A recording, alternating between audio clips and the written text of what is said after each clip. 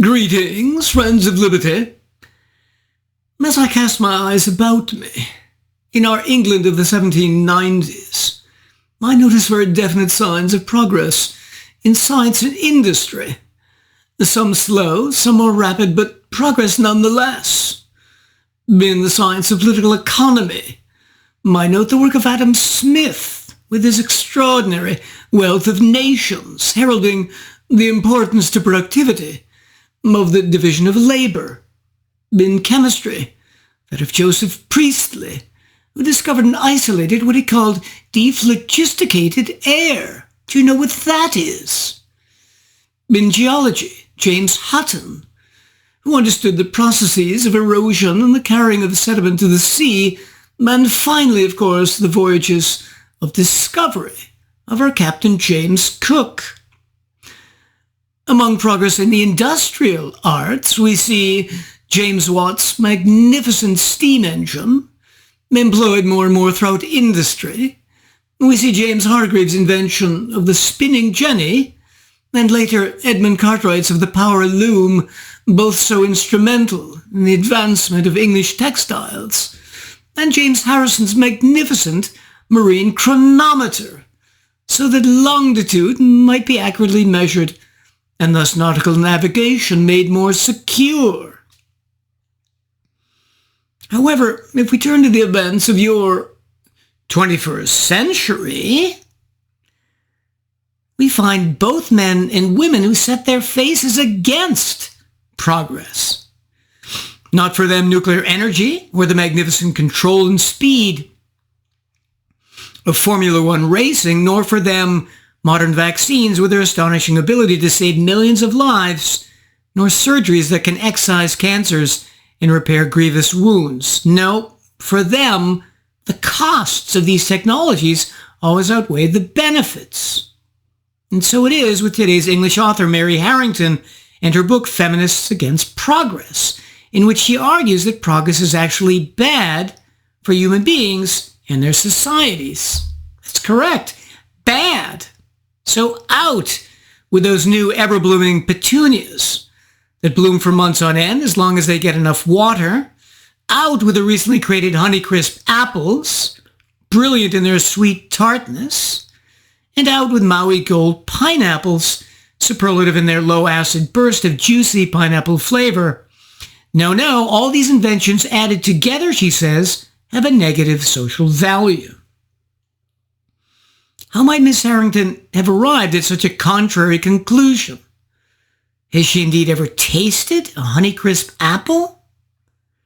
Let's examine her unadulterated argument against progress in general and then in detail. But first, give a brief recap of her life as she describes it.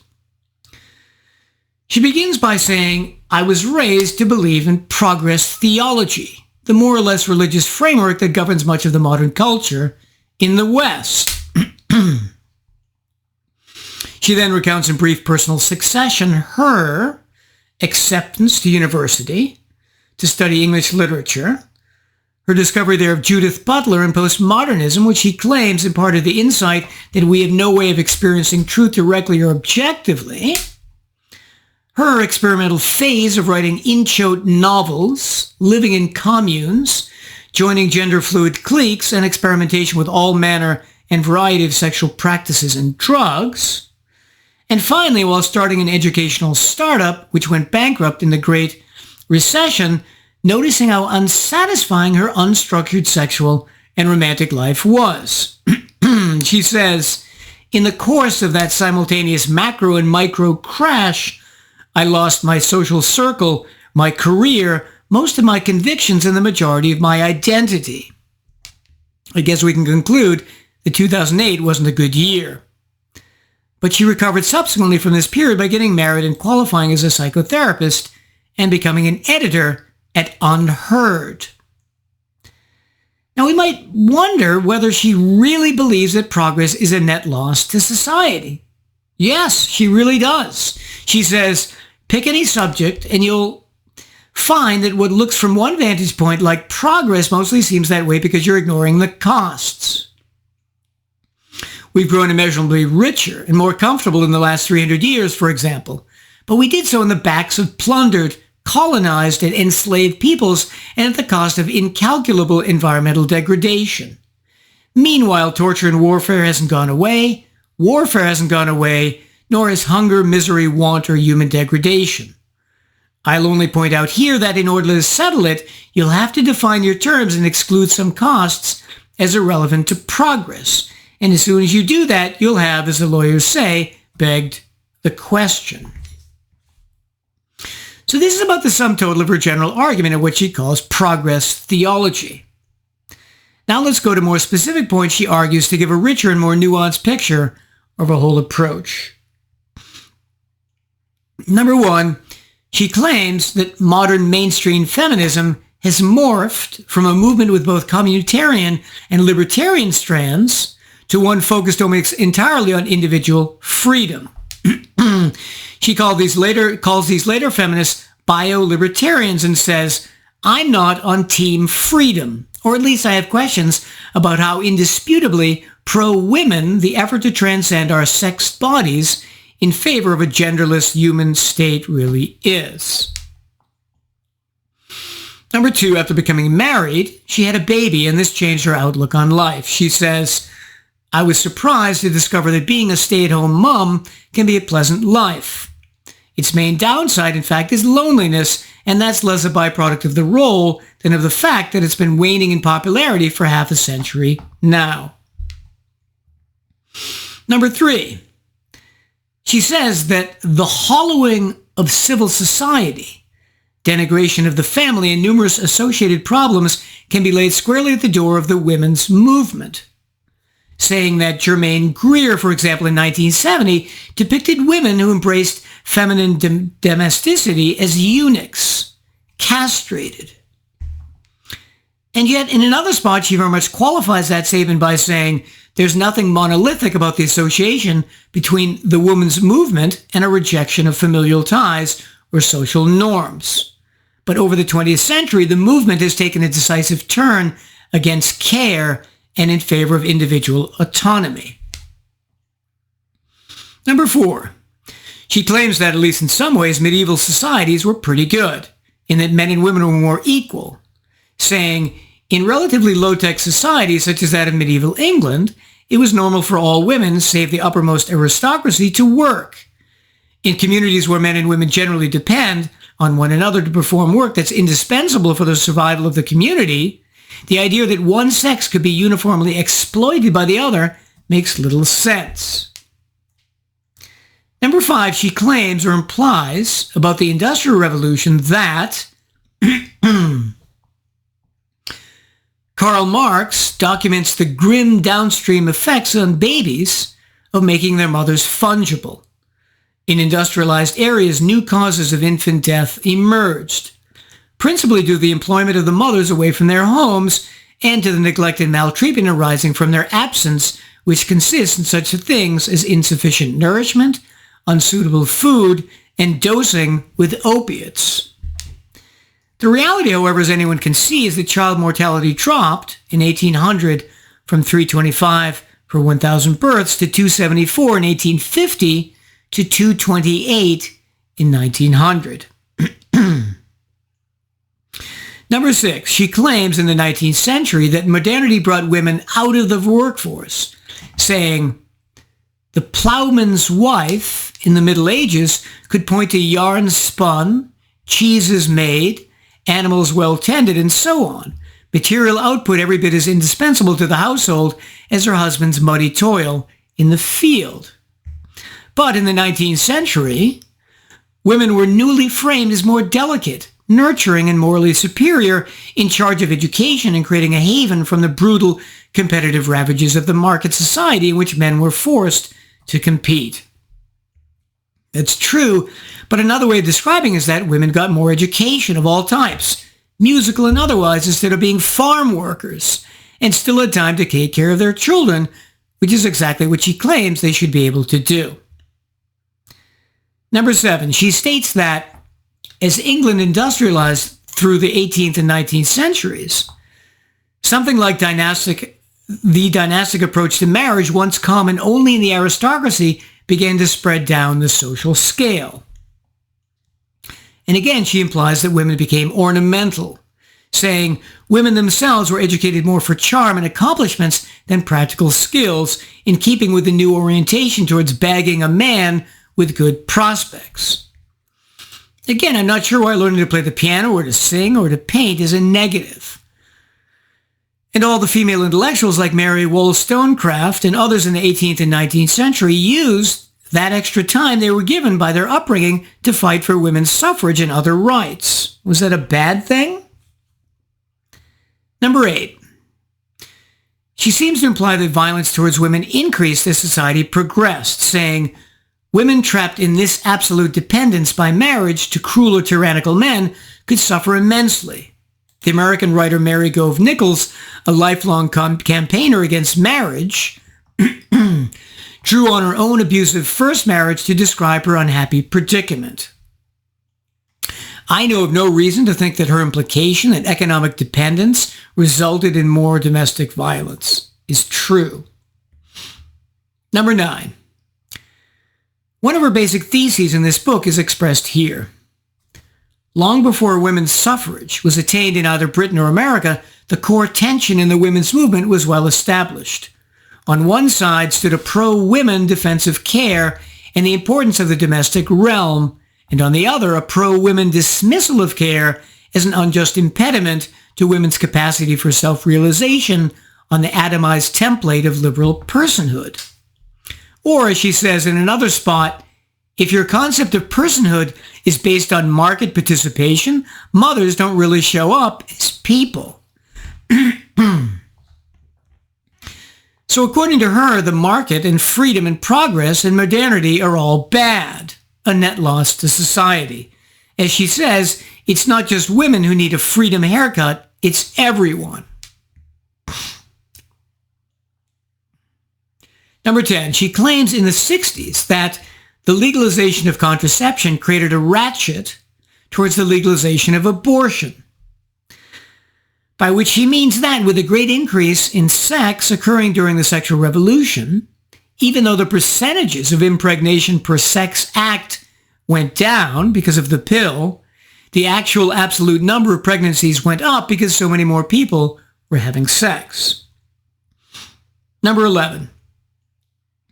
Disliking progress, she argues that the pill was highly damaging to society since it meant that women had no serious excuse for not sleeping with men, as if they just couldn't refuse. Number 12, she tries to implicate, of all people, free market and Austrian school economist Friedrich Hayek in all this, saying, even as women mobilized in San Francisco against the brutal consequences of marketized sexual desire and pornography, Austrian economist Friedrich Hayek was arguing elsewhere that markets achieve a spontaneous order, delivering a better allocation of societal resources than any design could ever achieve. So no. A. Pornography has never been shown to motivate an increase in violence against women. And B. Hayek was arguing simply that economic freedom gives us more choices. He wasn't saying what we should do with those choices. Number 13. She represents the informal sex services Grindr and Tinder as being perfectly emblematic of the marketplace, saying, unlike early dating sites, which assumed a desire to meet someone for a long-term relationship, these two smartphone apps were geared towards quick judgment of potential partners and seemingly optimized for transient hookups, a new throwaway form of sexual consumerism under bio-libertarianism governed by the spontaneous order of digital markets. Relationships are formed and dissolved in an unbounded space. When individuals of both sexes can really just fuck with no material consequences, what is even the point of going out for dinner first? True, but these services just represent more choices. No one has to choose them. Number 14, finally, to list some miscellaneous views she has. She understands that men and women are fundamentally different in their desires and so mentions the female tendency, greater than the male, for hypergamy, or marrying up in society. For men, the tendency, on the other hand, for marrying younger, fertile, cheerleader types. She discusses the men's rights movement and the rise of women making lots of money on OnlyFans. She talks about a growing subset of young men and women simply abandoning the field of sex altogether. Young men and women in their early 20s today are 2.5 times more likely than Gen Xers to be abstinent. She argues that sex segregation can sometimes be good, as in military combat units that have better cohesion when women are kept out. I would agree here. She claims that modern daycare and childcare are bad for children, citing the failed example of the Israeli kibbutzes. And finally, she talks of progressive feminists controlling the educational system and HR departments of institutions, which is true. And what are her solutions to all these problems?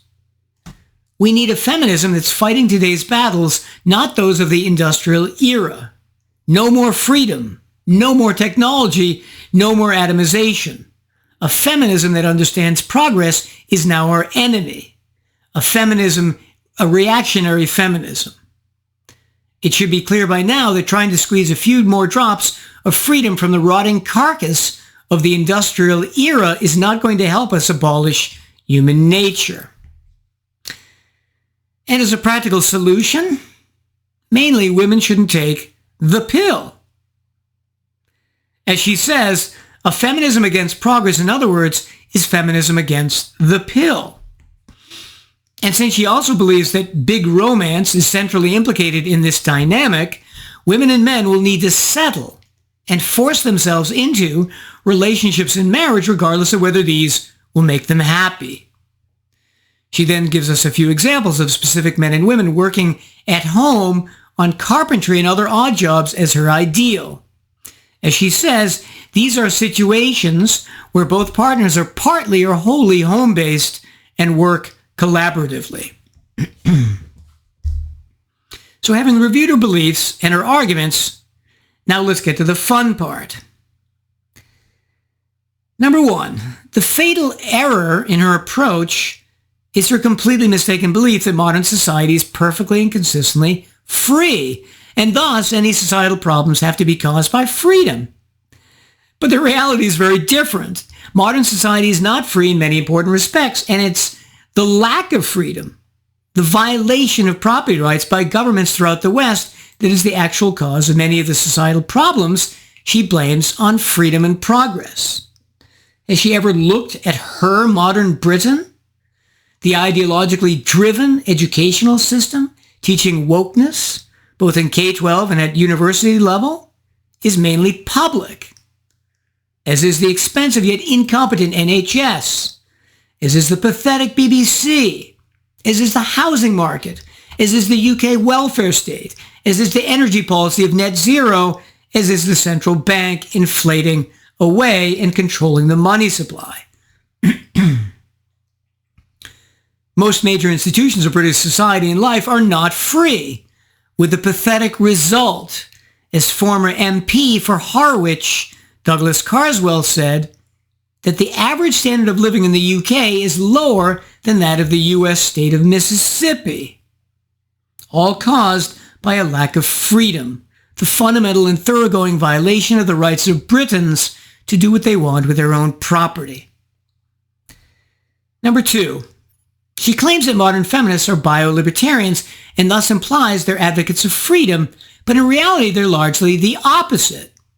Mainstream feminism is not libertarian or classically liberal in any significant sense. Instead, modern feminism has largely been taken over by coercive collectivist, often extremely liberal feminists. They don't believe in free speech or limited government at all. The actual classically liberal feminists are called individualist feminists, and they are now very much in the minority. They are represented by Wendy McElroy, Joanna Kennedy Taylor, Kathy Young at Reason Magazine, and Professor Christina Hoff Sommers, who wrote a whole book published almost 30 years ago in 1994 about collectivist feminists hijacking feminism. It was called Who Stole Feminism? I would suggest Harrington read it. Number three, the ideology of collectivist feminism, as many of the destructive ideologies we see harming the West today, such as extreme environmentalism and the racist ideologies of DEI and CRT, have been created, incubated, and nourished in our colleges and universities. Then, after having been implanted in the brains of students, these graduate and spread the ideologies to the wider society. Why has that happened? Precisely because higher education in the Anglosphere is so influenced by government. In other words, influenced by governmental funding, laws, and regulations that largely didn't exist before World War II. In other words, because higher education is not free. I've discussed these effects on many videos on this channel. Those enormous amounts of money funneled into higher education today since World War II through the coercive taxing power of the state and the aspects of various civil rights laws, both in the US and UK, have cemented this ideology as well as others in place in universities and colleges and backstopped and reinforced them in other institutions.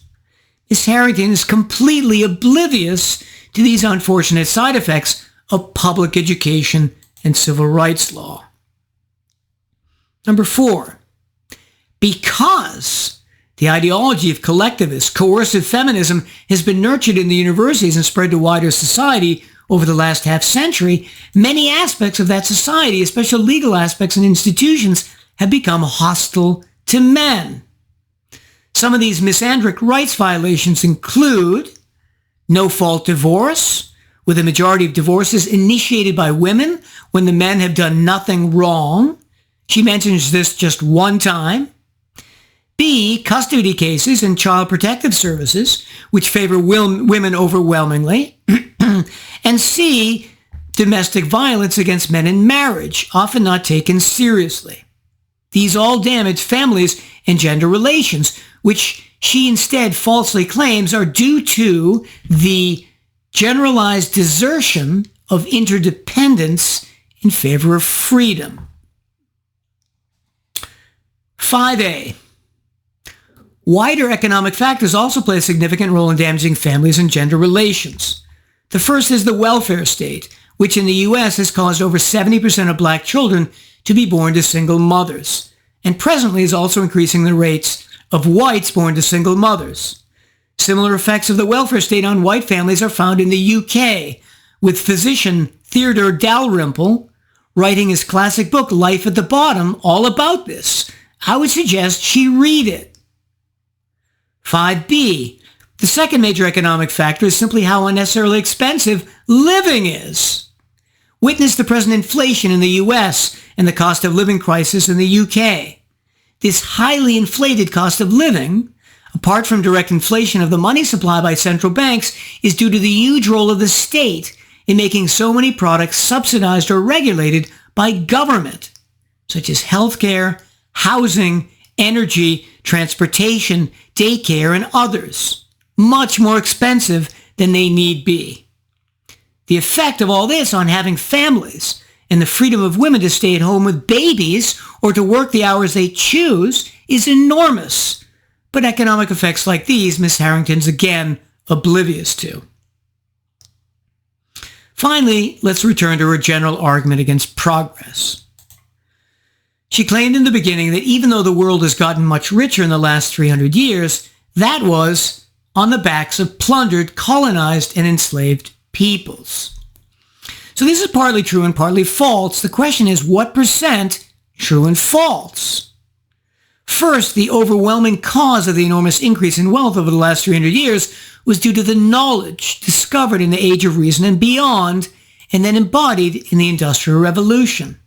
Without that knowledge, there would have been none of the enormous increase in wealth and standard of living. So, for example, cotton slavery in the American South was primarily due to the cotton gin, invented by Eli Whitney in 1793, who was not a slave. Now, it's true that slave labor was used in the cotton plantations and sugar plantations initially throughout the Americas, but once slavery was abolished, neither the cotton industry nor the sugar had any problems using free labor, both industries booming worldwide after the abolition of slavery. In fact, they boomed so much afterwards that we can make the plausible argument that without slavery, cotton and sugar production would have been even more profitable than they were. In any case, numerous economists have found that the proportion of wealth contributed by slaves to the enormous increases in the wealth of the West during this period was in the single digits. So not much at all, comparatively. Secondly, she claimed that all this wealth has been achieved at the cost of incalculable environmental degradation. But that's not what Nobel laureate William Nordhaus found when he, unlike her, actually ran those numbers. What he found was that if global temps increase by 7.2 degrees by 2100, the resulting net loss in world GDP would be just 2.9% from what it otherwise would have been. So the resulting increase would still be enormous, a huge net positive. That is from someone who has calculated both the costs and the benefits, in contrast to Harrington's pessimistic pronouncements, which have no basis in reality. I'll conclude in a very unchivalrous way.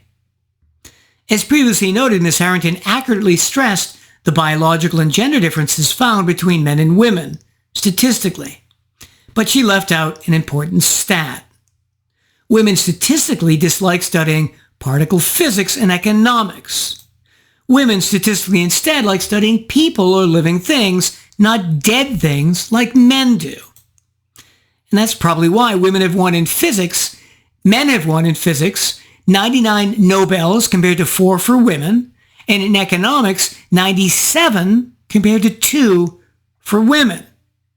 And those proclivities are expressed in this book as well, with Miss Harrington falling flat on her face intellectually time and time again in attempting to understand the value of economic freedom and progress.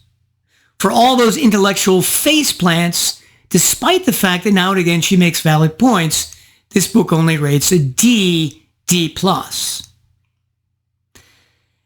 Happy to be finally done reviewing a book that attempts to convince us all to return to the misery of the Middle Ages. I bid you well and remain the Scarlet Pimpernel.